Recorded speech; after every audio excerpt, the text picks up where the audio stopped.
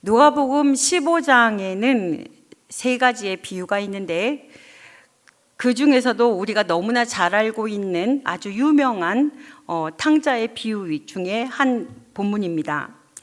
11절부터 32절까지 나오는 이 탕자의 비유의 본문에서 세 명의 인물이 등장하는데요.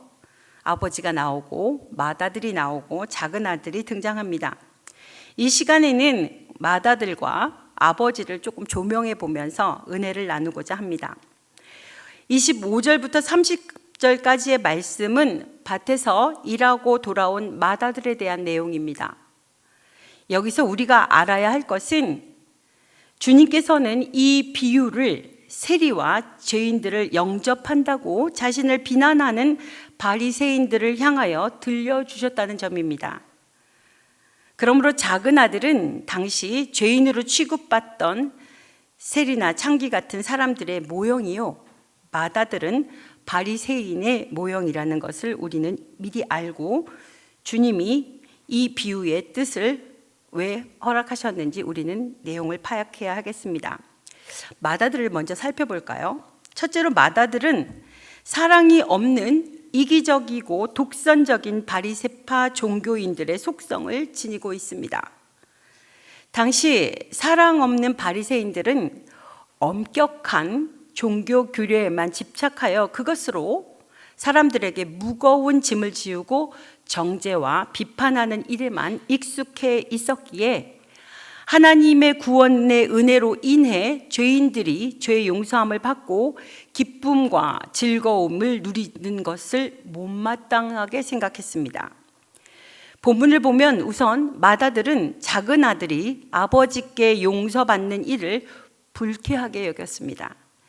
28절에 나와 있듯이 그 잔치가 회개하고 돌아온 작은 아들을 위한 아버지의 기쁜 잔치라는 사실을 알고는 도리어 크게 노했습니다. 죄인된 작은 아들이 마땅히 아버지께 정죄받고 벌을 받을 줄 알았는데 오히려 잔치까지 버리고 그를 환영해 주는 아버지의 처사가 그로서는 도저히 납득이 되지 않았기 때문입니다.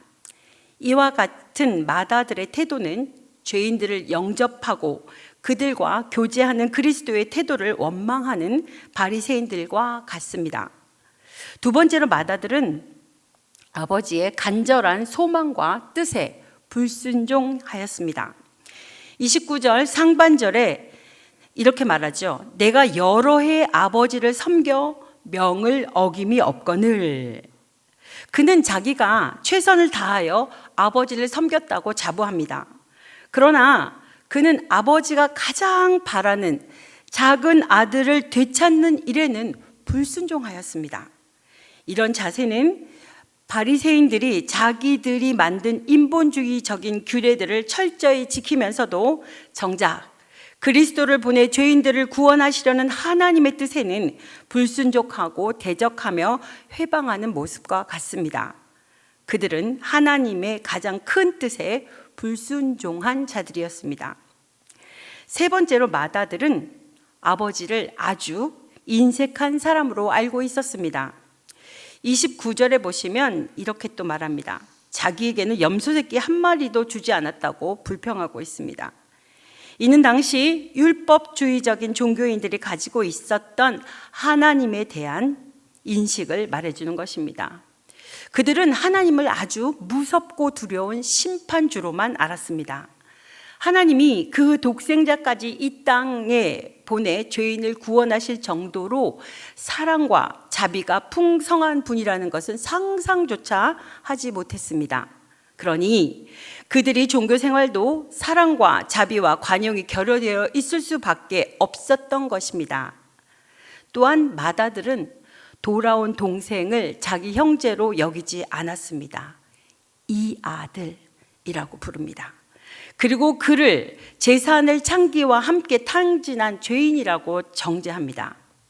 사랑하는 우리 믿음의 식구 여러분, 아무리 신앙생활에 열심을 내고 순종하고 충성하고 최선을 다하여도 사랑을 잃어버리면 이 맏아들처럼 잘못된 자기 우월감에 빠질 뿐입니다. 하나님의 진정한 뜻도 모르는 사람들이 되고 독선적이며 무자비하고 관용도 모르는 정죄와 비판만 일삼는 사람들이 될 것입니다. 이런 종교인들은 맛 잃은 소금이요 열매 없는 무화과 나무와 같습니다. 하나님과 사람에게는 무익한 존재입니다. 그리고 본인 자신에게도 아무런 행복이 없을 것입니다. 그러므로 우리 성도들은 믿음과 함께 사랑과 덕을 항상 지니고 있어야 합니다. 우리 함께 베드로후서 1장 5절부터 7절 말씀을 함께 봉독합니다. 그러므로 너희가 더욱 힘써 너희 믿음의 덕을, 덕의 지식을, 지식의 절제를, 절제의 인내를, 인내의 경건을, 경건의 형제 우애를, 형제 우애의 사랑을 더하라. 아멘. 사랑의 시각과 마음으로 보아야 그리스도의 십자가도 이해가 되고 그의 말씀에 우리는 깨달음을 받을 수 있습니다. 우리가 믿는 종교는 하나님과 인간을 화목케 하고 기쁘게 하고 즐겁게 만드는 것입니다. 이 진리에 무지한 사랑 없는 종교인들은 아마도 불쌍한 사람들일 것입니다. 31절과 32절은 분노하는 마다들에 대한 아버지의 교훈입니다. 아버지는 마다들에게 내 것이 다 내 거야 라고 위로합니다. 그 다음에 잔치를 벌인 이유에 대해서는 잃었던 동생을 다시 찾았기에 잔치를 벌이는 것이 합당하다고 설득합니다. 마다들은 송아지 한 마리를 축낸 것을 자기의 재산을 허비한 것으로 여깁니다. 그러나 그 재산도 또한 원래 아버지의 것이었습니다. 다만 은혜로 나눈 것입니다.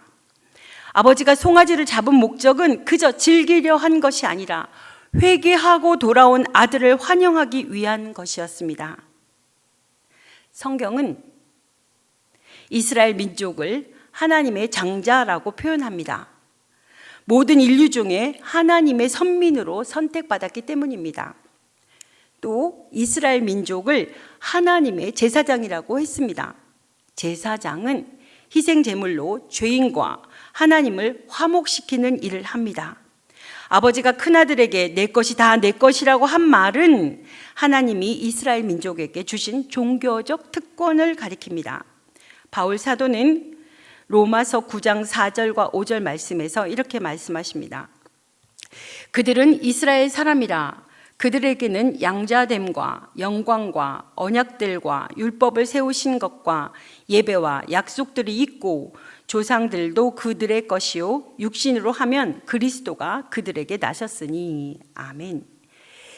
이스라엘 사람들은 수천 년 동안 하나님이 그들과 함께하는 특권을 누렸고 하나님의 선민이 되어 하나님과 교제하는 특권을 누렸습니다. 하나님이 거룩한 율법을 주시고 구세주 그리스도를 그들 가운데 나게 하시는 등의 특권을 주신 것은 그들로 하나님의 제사장 나라가 되어 이방 죄인들을 하나님께 돌아오게 하는 의무를 시행코자 하기 위함입니다.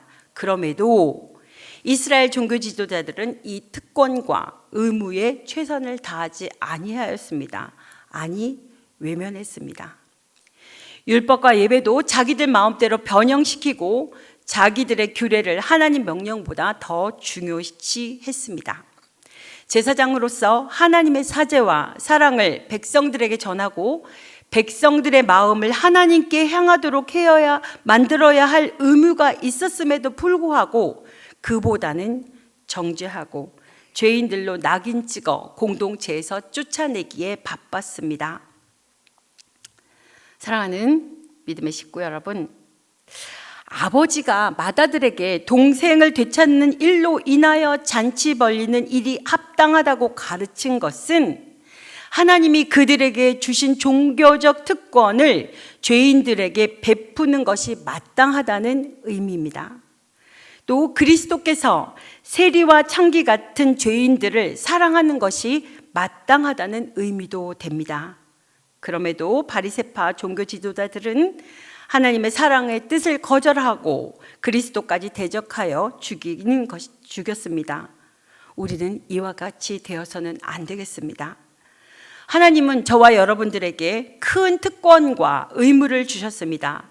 우리들을 하나님의 자녀로 만들어 주셨고 성령을 베풀어 주셨고 또한 각자에게 풍성한 은사를 허락하여 주셨습니다. 또 우리가 죄인들을 위해 기도하면 그 기도를 들어주신다고 약속하십니다. 사탄의 권세를 파하는 특권도 저희에게 주셨습니다. 그런데 이런 모든 특권은 모든 복음을 만민에게 전하는 그리스도의 증인의 의무를 행하라고 주신 것입니다. 우리는 저 무지한 바리새인들과 같이 이 특권과 의무를 사용하는데 인색해서는 절대로 안 되겠습니다. 그리스도의 사랑으로 열린 마음을 지니고 만민에게 구원의 복음과 하나님의 사랑을 전하는 의무에 최선을 다해야 할 것입니다. 말씀을 정리합니다. 마다들은 아버지가 동생이 돌아온 것을 기뻐하며 잔치를 배설한다는 것에 대해 분노하였습니다. 그리고 응당 받을 만함에도 불구하고 자신은 한 번도 받아본 적이 없는 대접을 창기와 함께 모든 재산을 허비해버린 동생이 받고 있다는 것에 대해 불평합니다.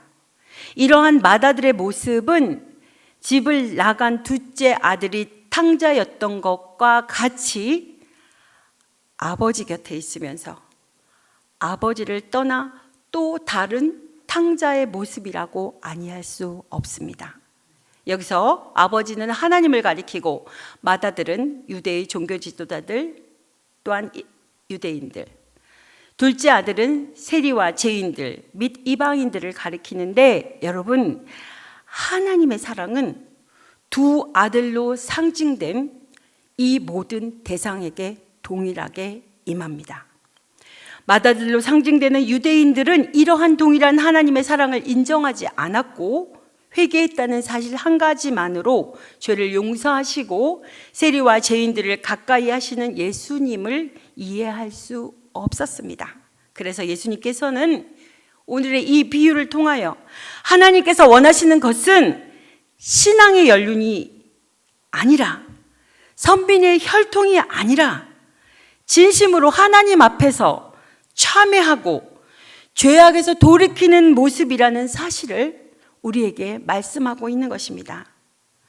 하나님은 선민 이스라엘의 종교 지도자들이 하나님이 주신 특권과 의무를 망각했기에 그들에게서 그것을 빼앗아 우리들 이방인들에게 주신 것입니다. 그러므로 우리는 우리의 삶을 살아가면서 하나님을 실망시키는 삶을 살아서는 안 되겠습니다. 각자 하나님께로부터 받은 바 특권과 의무 여러분들 가지고 계시지요? 그것에 감사하며 최선을 다하는 저와 여러분이 되시기를 간절히 소망합니다. 이제 기도하려고 하는데요.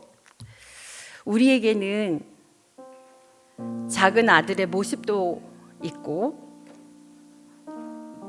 맏아들의 모습을 또 가지고 있음을 고백했으면 좋겠어요. 그래서